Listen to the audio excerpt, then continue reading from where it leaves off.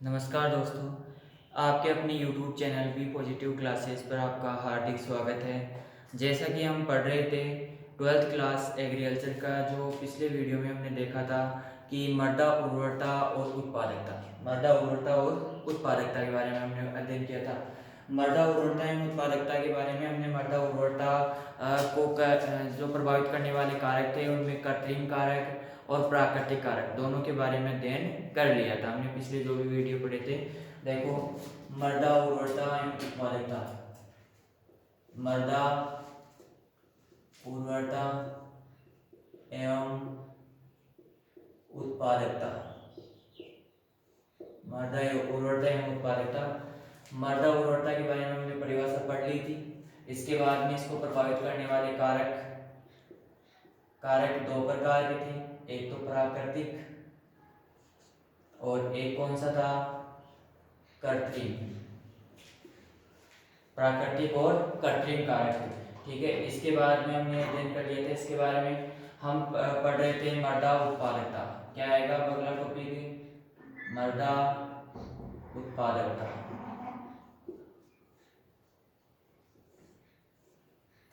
प्रति इकाई क्षेत्रफल में जो उत्पादन हमारे पास प्राप्त होता है उसे क्या कहते हैं, मृदा उत्पादकता कहते हैं।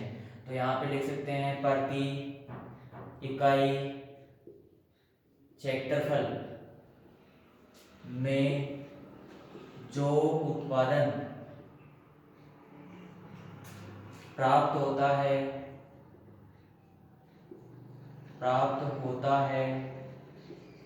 उसे मृदा उत्पादकता कहते हैं। क्या कहते हैं, मृदा उत्पादकता कहते हैं। देखो, मृदा उत्पादकता किसे कहते हैं, प्रति इकाई क्षेत्रफल में जो उत्पादन प्राप्त होता है उसे मृदा उत्पादकता कहते हैं, ठीक है। यानी कि मान लो आपके पास 2 हेक्टेयर खेत है, 2 हेक्टेयर क्या है, खेत है, ठीक है।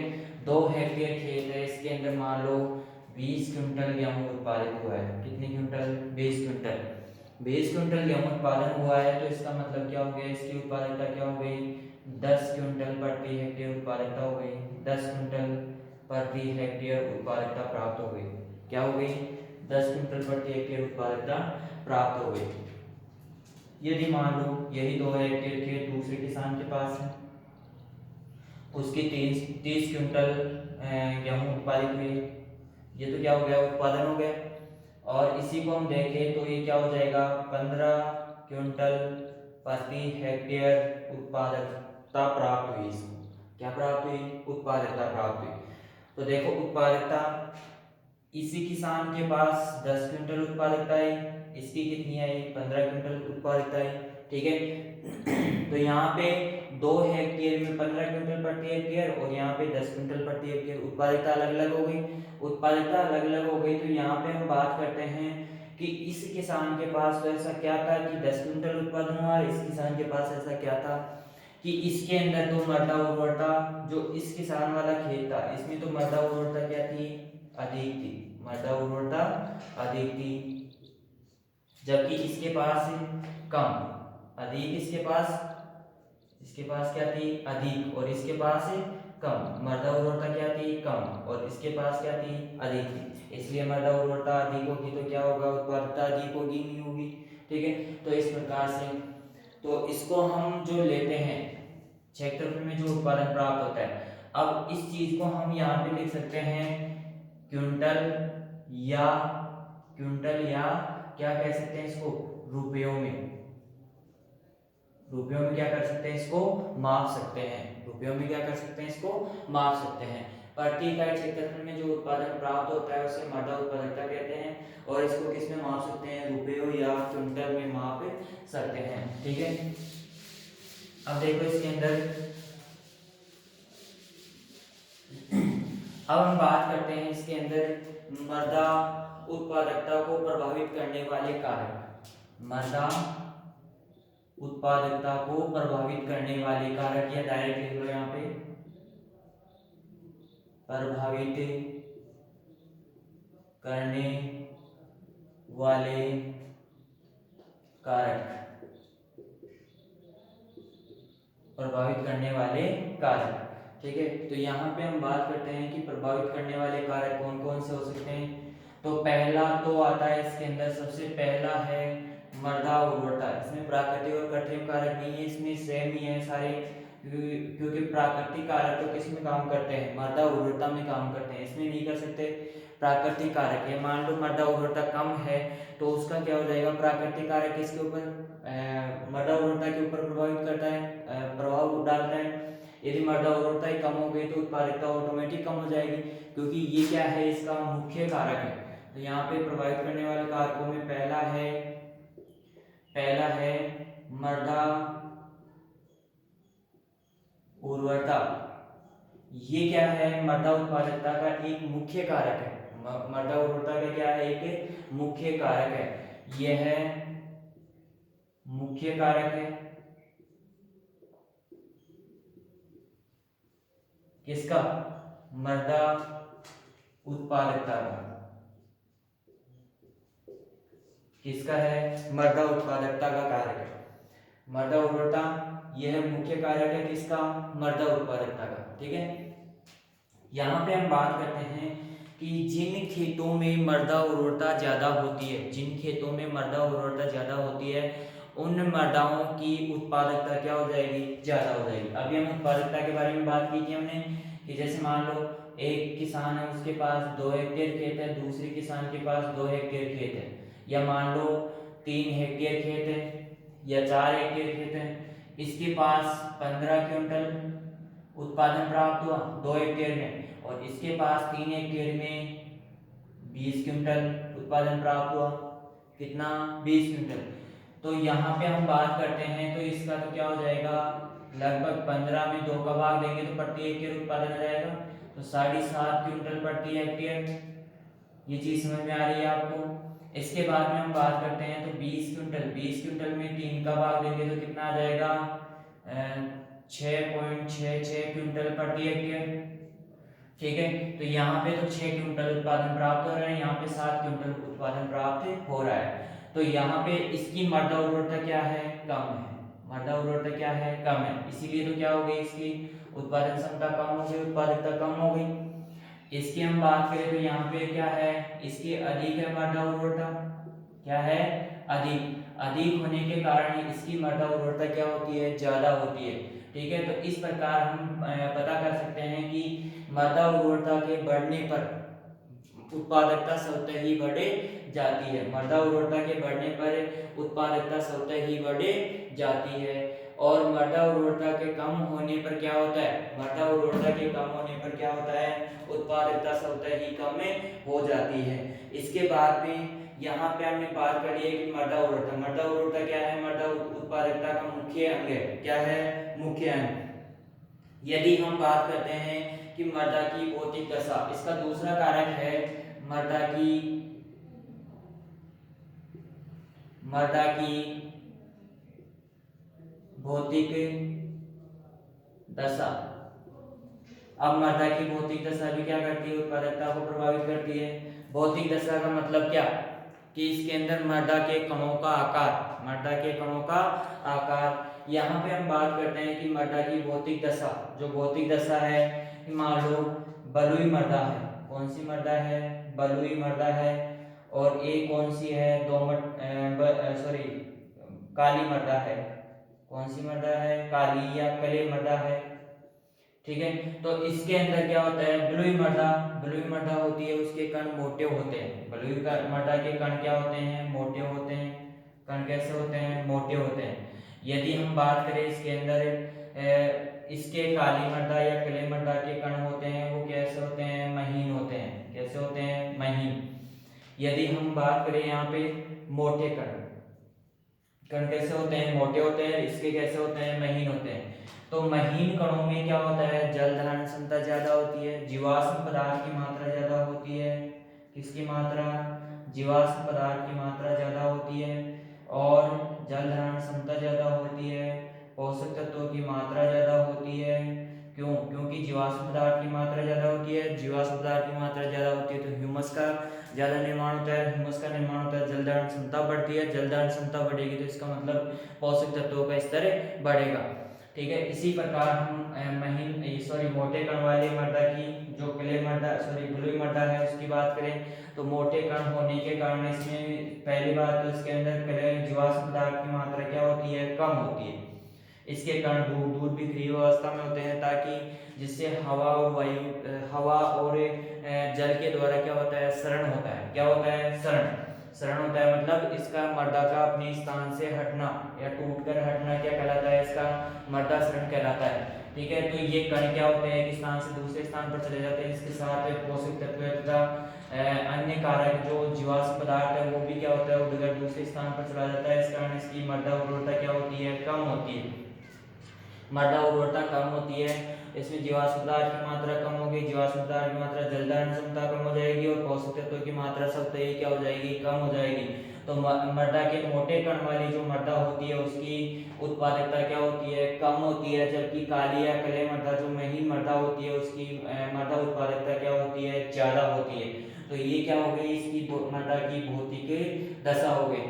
अब हम एक बार इस चीज को रिपीट कर लेते हैं, मृदा उर्वरता एवं उत्पादकता। इसके अंदर मृदा उर्वरता के बारे में हमने पढ़ लिया था कि इसके कारक कौन से हैं, प्राकृतिक कारक और कृत्रिम कारक। इसके बाद में मृदा उत्पादकता को प्रभावित करने वाले कारक कौन कौन से हैं, इसमें सबसे पहला आता है मृदा उर्वरता। मृदा उर्वरता जिन मृदाओं की ज्यादा होती है उसकी उत्पादकता क्या होती है, स्वतः ही बढ़ जाती है, ज्यादा होती है। और जिनकी मृदा उर्वरता ही कम होती है उनमें क्या होता है, इसके अंदर उनकी मृदा उत्पादकता भी क्या होती है, कम होती है।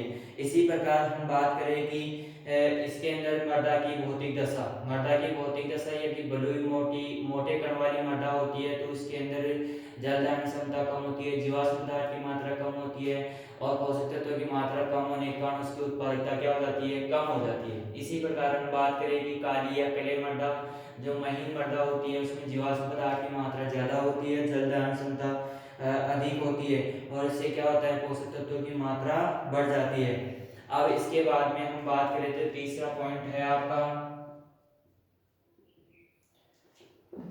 मृदा में पोषक तत्व की स्थिति। किसकी स्थिति, मृदा में पोषक तत्व की स्थिति, मृदा में पोषक तत्व की स्थिति। यदि इसके अंदर मान लो ये एक ही है, मृदा उर्वरता और मृदा में पोषक तत्व की स्थिति एक ही चीज है।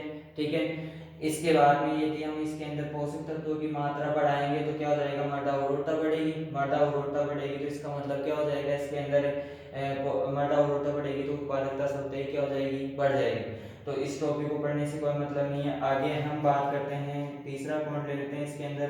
इसको तो वैसे पढ़ने से कोई मतलब नहीं क्योंकि मृदा उर्वरता क्या होती है, मृदा में पोषक तत्वों की स्थिति यदि बढ़ेगी तो क्या हो जाएगा, इसके अंदर मृदा की उर्वरता बढ़ेगी, मृदा की उर्वरता बढ़ेगी तो क्या हो जाएगा, इसके अंदर मृदा की उत्पादकता बढ़ेगी। अब इसके अंदर बात करते हैं हम मृदा की स्थिति। किसकी स्थिति, मृदा की स्थिति।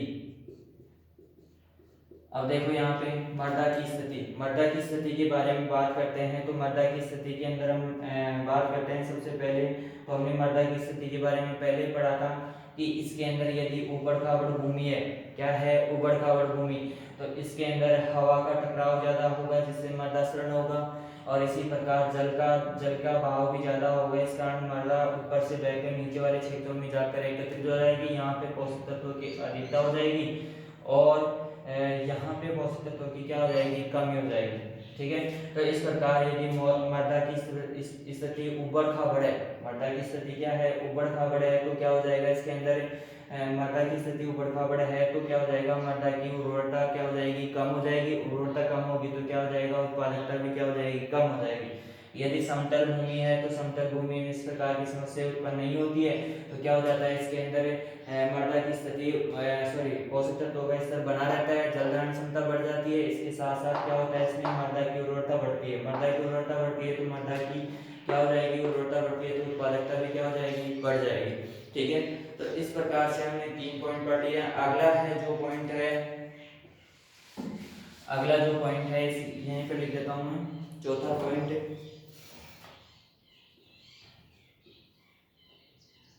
उत्पाद की मांग।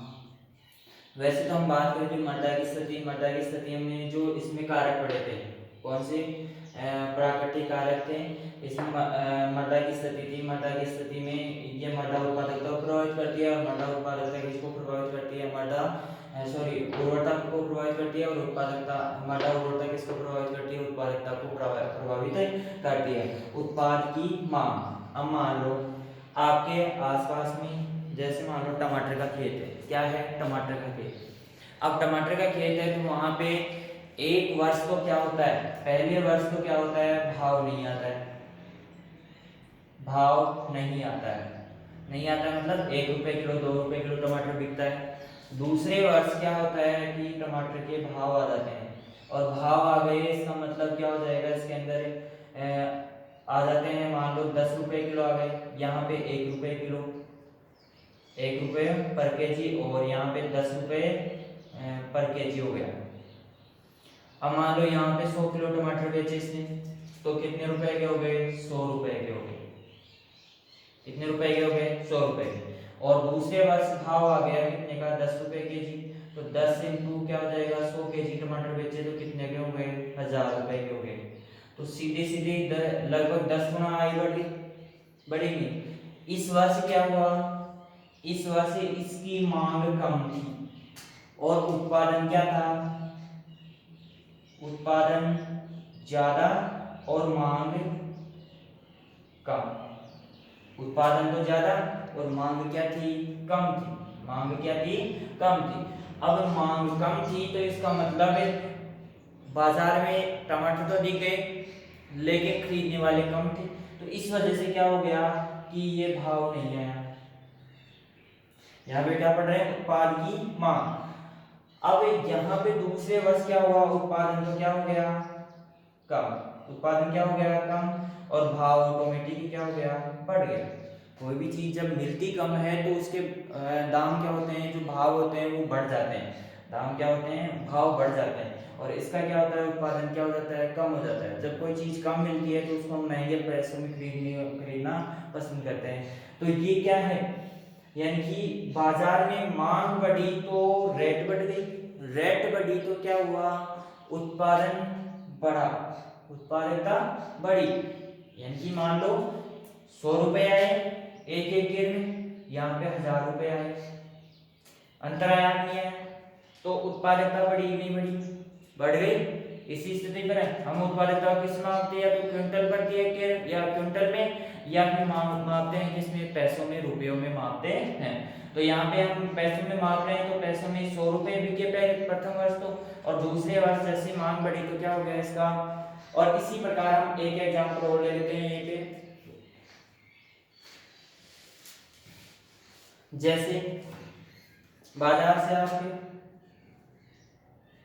बादाम लेके आते हो, बादाम के भाव होते हैं 700, 800, 1000, और भी बढ़िया लेवल तो 1200, 1100, 400, 500 में भी आ जाती है। ठीक है, तो ये क्या हो गए, भाव हो गए। अब उत्पादन क्या होता है इनका, कम होता है। उत्पादन देखा आपके खेतों में बादाम होती है क्या, नहीं होती है। ठीक है, तो ये बादाम होती है वो बहुत ही कम क्षेत्रफल में उत्पादन होती है। अब उत्पादन कम हो रहा है तो इसलिए इसका भाव क्या है, तेज है, भाव क्या है, तेज है। तो ये कम क्षेत्र में, जैसे मान लो एक एक खेत बादाम का बारह है, तो उसमें मान लो जैसे मान लो 10 क्विंटल बादाम हो गए, इसको यदि 700 800 से गुना करेंगे तो क्या हो जाएगा,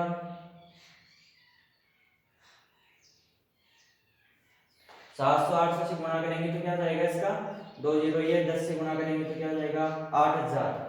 तो ये क्या आ गया, पैसे आ गए हमारे पास, कितने आ गए, 8000। ठीक है, अब किससे गुणा करें, ये तो 1 क्विंटल का भाव हो गया। अब इसको क्या 10 क्विंटल से गुणा करेंगे तो कितने हो जाएंगे, 80,000 होंगे।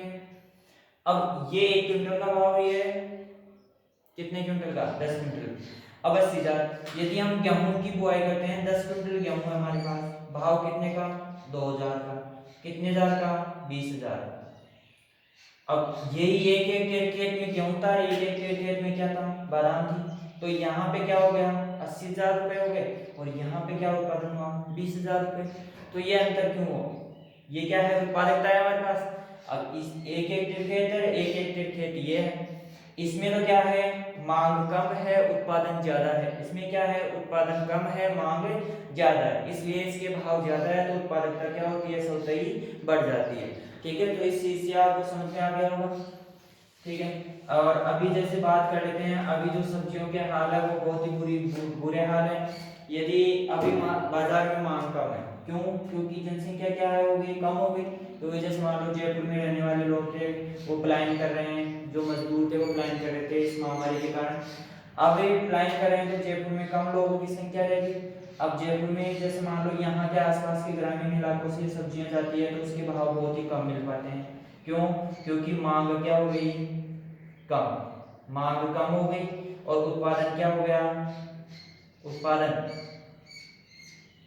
उत्पादन क्या हो गया, ज्यादा, उत्पादन ज्यादा मांग कम।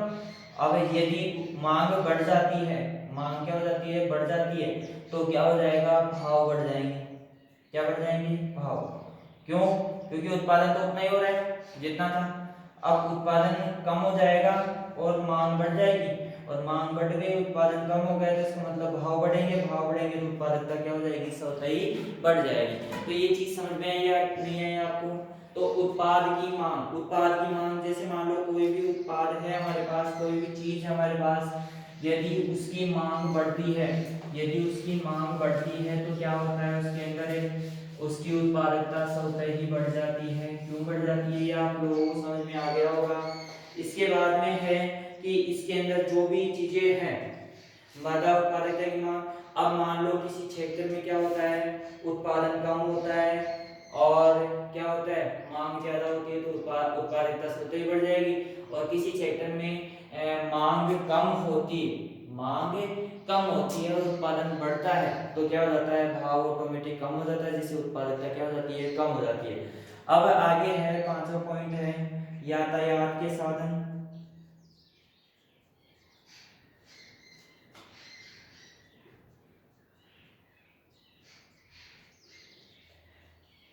यातायात के साधन, अब यहाँ पे यातायात के साधनों की बात करते हैं तो मान लो आपका खेत बाजार से 100 किलोमीटर दूर है, कितने किलोमीटर दूर है, 100 किलोमीटर दूरी है, किससे, बाजार से, बाजार से क्या है, दूरी। अब 100 किलोमीटर दूरी है तो मान लो आपका जो माल है, जो भी मान लो सब्जी है, मिर्च है, जो भी फल है वो आपका बाजार में पहुंचाना है, आपको पहुंचाना है 100 किलो, कितने किलो, 100 किलो। अब मान लो एक दूसरा खेत है, दूसरे खेत की दूरी है 5 किलोमीटर, दूरी कितनी, 5 किलोमीटर, तो बाजार क्या है, पास, बाजार पास है। और ये भी क्या कर रहा है, 100 केजी क्या कर रहा है, सब्जी या जो भी उत्पादन है इसका, इसको भेज रहा है। अब इस वाले के पास 100 रुपए खर्च हो गए, किसमें, यातायात में, खर्च हो गए 100 रुपए, इसके लगे 5 रुपए,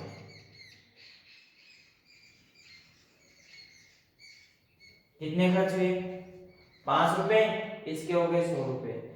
अब इसी के साथ मान लो इसके क्या है, 1 किलो फल भी खराब हो गए या 10 किलो फल खराब हो गए, इसके 10 किलो फल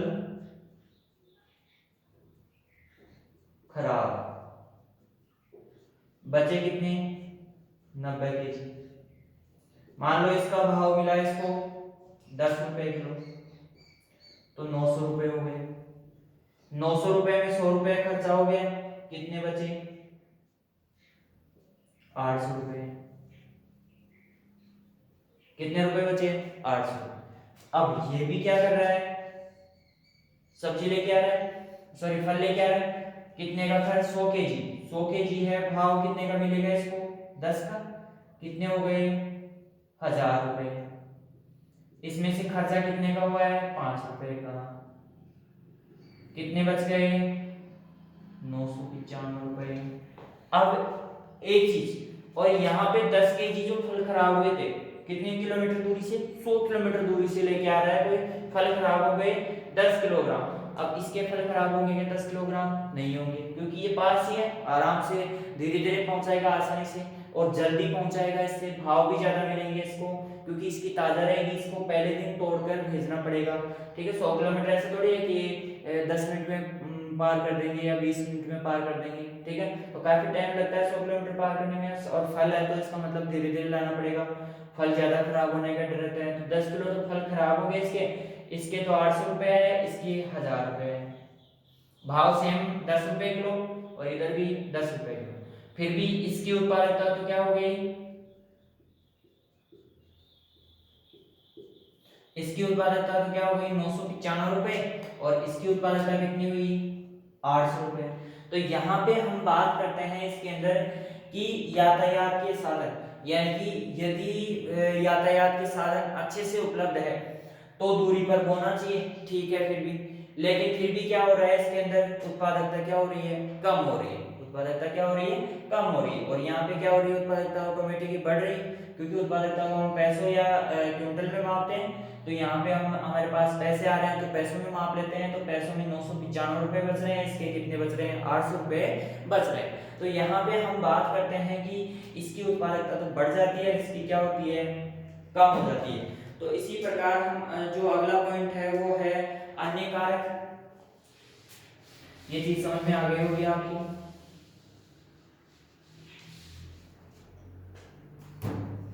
ठीक है, और जो अन्य कारक है वो मैं यहाँ पे लिख देता हूं,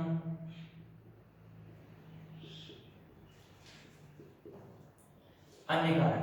अन्य कारक जैसे मान लो अन्य कारक आप बीज महंगा ले लेते हो, बीज क्या ले लेते हो, महंगा, महंगा ले लिया आपने बीज, बीज महंगा ले लिया, या कंपनी वालों ने दे दिया या दुकान वालों ने दे दिया आपको महंगा बीज। इसके अलावा आवश्यकता से अधिक, आवश्यकता से अधिक जुताई। अब आप क्या कर रहे हो, बीज महंगा ले लिया एक तो ऊपर से, बीज जो भी खर्चा होगा वो क्या है, उत्पादकता को प्रभावित करेगा, क्योंकि जो भी खर्चा है, आय व्यय है, वो सब किस में काउंट होती है, उत्पादकता में काउंट होती है, उत्पादन में नहीं होती। उत्पादन तो कितना भी हो सकता है, उत्पादन में कोई काउंटिंग नहीं होती है, उत्पादकता में काउंट होती है। तो बीज महंगा ले लिया, आवश्यकता से अधिक जुताई कर ली। एक तो बीज महंगा ले लिया, जैसे मान लो 1000 रुपए का बीज आना चाहिए, आपको 2000 रुपए में बीज मिल रहा है। 1000 रुपए तो जो उत्पादन हुआ, जैसे मान लो 10,000 का उत्पादन हुआ है, 1000 रुपए तो वैसे ही कम हो गए। 1000 का बीज था, 2000 का ले लिया आपने, तो कितने 1000 रुपए, तो 9000 ही बचे आपके पास, बचे कि नहीं बचे। यदि 1000 रुपए का बीज 1000 रुपए में आता तो कितने बचते आपको, 9000। इसी प्रकार आवश्यकता से अधिक जुताई, मान लो आपने 10,000 का उत्पादन प्राप्त किया है, उसमें से मान लो आपने 2000 रुपए जुताई के दे दिए, कितने दे दिए जुताई के, 2000 रुपए। अब 2000 रुपए दे दिए तो आवश्यकता से अधिक जुताई कर दी आपने। यदि वही जुताई 1000 रुपए में हो सकती थी, वही जुताई 1000 रुपए में, आवश्यकता जितनी आवश्यकता हो उतनी जुताई करनी है हमें। ठीक है, इसी प्रकार हम बात करते हैं आगे इसके अंदर अन्य कारकों के अंदर। तो मान लो इसके अंदर प्राकृतिक कारक आ गए, जैसे जैसे वायुमंडलीय कारक या प्राकृतिक कारक ही लो इसको, क्या, प्राकृतिक कारक। प्राकृतिक कारक जैसे आंधी आ गई, पेड़ टूट गए, आंधी आ गई, ओले आ गए, फसल बर्बाद हो गई, हुए कि नहीं। इसी प्रकार शीतलहर चल गई, फसल खराब हो गई। ठीक है, प्राकृतिक कारक हो गए। इसी प्रकार आपने क्या कर दिया, रोग और कीटों का प्रकोप लग गया, रोग व कीटों का प्रकोप। अब हमारे पास उत्पादन होना था 10 क्विंटल प्रति हेक्टेयर उत्पादन होना था, लेकिन अब उत्पादन हो रहा है 5 क्विंटल प्रति हेक्टेयर। ठीक है, तो ये क्या हो गई, उत्पादकता का मृदा तो उर्वर है, मृदा तो उर्वर है, लेकिन क्या है इसके अंदर रोग कीट प्राकृतिक कारक, आंधी के कारण कुछ पेड़ टूट गए और ओले गिर गए, ओले और आंधी के कारण क्या हो गए, फसल गिर गई। और शीत लहर शीतलहर चलने से फसल क्या हो गई, जल गई। ठीक है, तो इस प्रकार की क्या होती है, कुछ कारक, अन्य कारक होते हैं जो उत्पादकता को क्या कर देते हैं, कम कर देते हैं, उत्पादकता को क्या कर देते हैं, कम कर देते हैं। तो ये आपके जो मृदा उत्पादकता है उसको प्रभावित करने वाले कारक कंप्लीट हो गए हैं। पहला है मृदा उर्वरता, यह मृदा उत्पादकता का मुख्य कारक है, मृदा उर्वरता। इसके बाद है मृदा की भौतिक दशा, मृदा की कौन सी दशा, भौतिक दशा। भौतिक दशा के आधार पर हम कह सकते हैं कि मृदा की मोटी है, महीन है, कण है। ठीक है, तो इस प्रकार से मृदा की स्थिति। इसके बाद है मृदा उत्पाद की मांग, उत्पाद की मांग ज्यादा या कम तो उत्पादकता भी क्या हो जाएगी, ज्यादा और कम हो जाएगी। यातायात के साधन, अब यदि यातायात के साधन निश्चित समय पर उपलब्ध होते हैं तो क्या होता है, उत्पादकता क्या हो जाती है, बढ़ जाती है। निश्चित समय पर नहीं उपलब्ध होते हैं तो अपनी फसल खराब होने से क्या होती है, उत्पादकता क्या हो जाती है, डाउन हो जाती है। इसी प्रकार यातायात वाहन की जो किराया है या खर्चा है वो क्या हो जाता है, यदि पास खेत है बाजार के तो कम हो जाता है खर्चा, और यदि दूर है खेत है तो क्या हो जाता है, खर्चा ज्यादा हो जाता है। तो मृदा उत्पादकता आपकी ये टॉपिक कंप्लीट होता है यहाँ पे, मृदा उर्वरता और उत्पादकता। ठीक है, अब हम आगे जो है मृदा उर्वरता एवं उत्पादकता कंप्लीट हो गई है, और जो अगला टॉपिक है उसके बारे में बात करते हैं हम।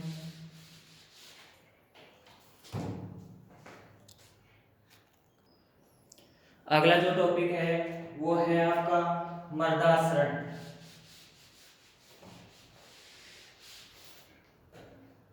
क्या है, मृदा क्षरण।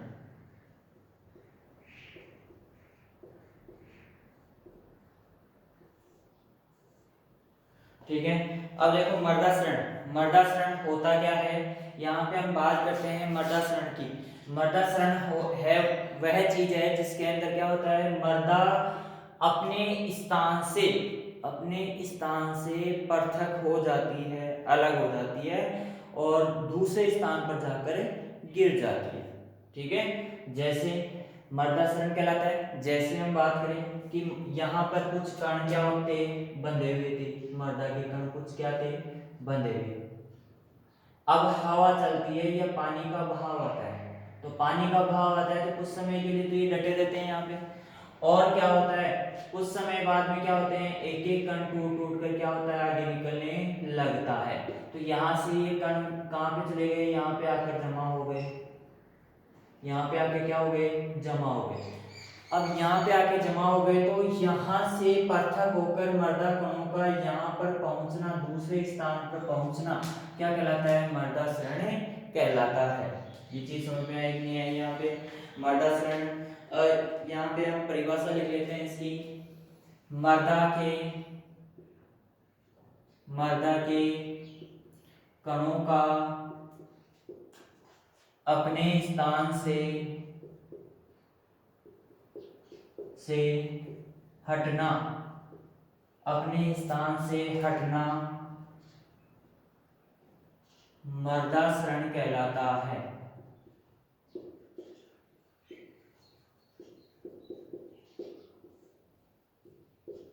मृदा क्षरण कहलाता है। ठीक है, मृदा के कणों का अपने स्थान से हटना मृदा क्षरण कहलाता है। इसके बाद में हम बात करते हैं, मृदा क्षरण की परिभाषा कंप्लीट हो गई है, मृदा क्षरण की परिभाषा कंप्लीट हो गई। इसके बाद हम बात करते हैं कि मृदा क्षरण जो है वो कितने प्रकार का होता है। जैसे आंधी चलती है तो क्या होता है, मृदा के कण उड़ जाते हैं, उसके साथ धूल के जो गुब्बार होते हैं उसमें मृदा के बहुत सारे कण होते हैं वो उड़ जाते हैं। तो क्या है ये मृदा अपने स्थान से हटना क्या कहलाता है, मृदा क्षरण। अब इसके अंदर जो मृदा क्षरण होता है वो दो प्रकार से होता है। मृदा क्षरण कितने प्रकार से होता है, दो प्रकार से। मृदा क्षरण दो प्रकार से होता है या दो प्रकार का होता है। ठीक है, इसमें पहला है प्राकृतिक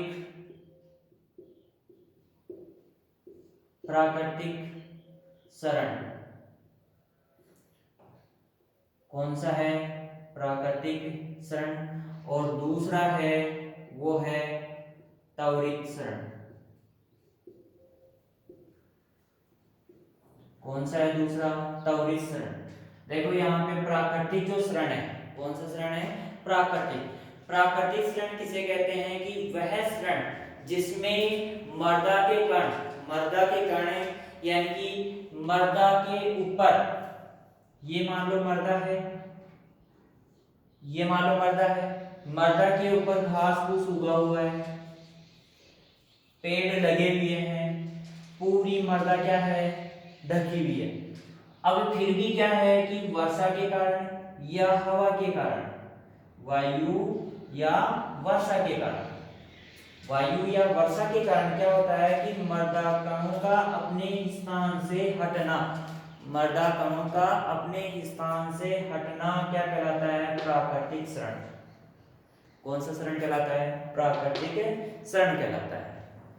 वर्षा के द्वारा या वायु के द्वारा। अब मान लो ये आच्छादित है, अब यहाँ पे मान लो कोई हवा चलती है तो इसकी जो पेड़ घास फूस हिलता है, इसके कारण भी मर्दा के कण क्या होते हैं? इधर उधर हिलते रहते हैं। तो ये क्या है? प्राकृतिक शरण है। इसे मनुष्य द्वारा नहीं रोका जा सकता, इसे मनुष्य द्वारा नहीं रोका जा सकता। ये हानिकारक भी नहीं है, ये क्या नहीं है? हानिकारक भी नहीं है। यहाँ पे हम बात करते हैं, इस चीज को हटा देते हैं। अब यहाँ पे हम त्वरित शरण को बाद में पढ़ेंगे, पहले इसको सब पढ़ लेते हैं, ठीक है। अब इसके अंदर प्राकृतिक शरण,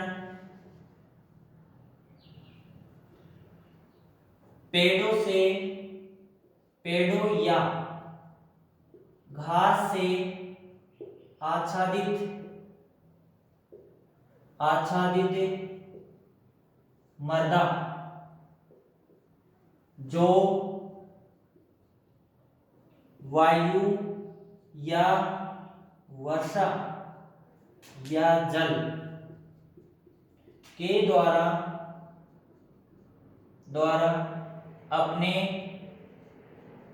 स्थान से हटना क्या कहलाता है? प्राकृतिक मर्दा शरण कहलाता है। प्राकृतिक मर्दा शरण कहलाता है। यहाँ पे एक चीज समझ में कि मर्दा किसे होनी चाहिए? पेड़ों या घास फूस से आच्छादित रहनी चाहिए। घास से आच्छादित मर्दा को किसके द्वारा? या तो वायु के द्वारा या जल के द्वारा या वर्षा के द्वारा अपने स्थान से हटाना प्राकृतिक शरण कहलाता है। देखो सबसे पहली बात, इसे मनुष्य द्वारा नहीं रोका जा सकता, मनुष्य द्वारा नहीं रोका जा सकता। क्या नहीं किया जा सकता? इसको मनुष्य द्वारा नहीं रोका जा सकता। इसके बाद में यह हानिकारक नहीं होता है, यह हानिकारक नहीं है। ये क्या नहीं है? हानिकारक। यह मर्दा निर्माण मान लो 1 सेंटीमीटर मर्दा का निर्माण होता है तो 1 सेंटीमीटर क्या हो जाता है? मर्दा का शरण हो जाता है। तो इससे कोई प्रभाव नहीं पड़ता है। मर्दा निर्माण व मर्दा शरण साम्य अवस्था में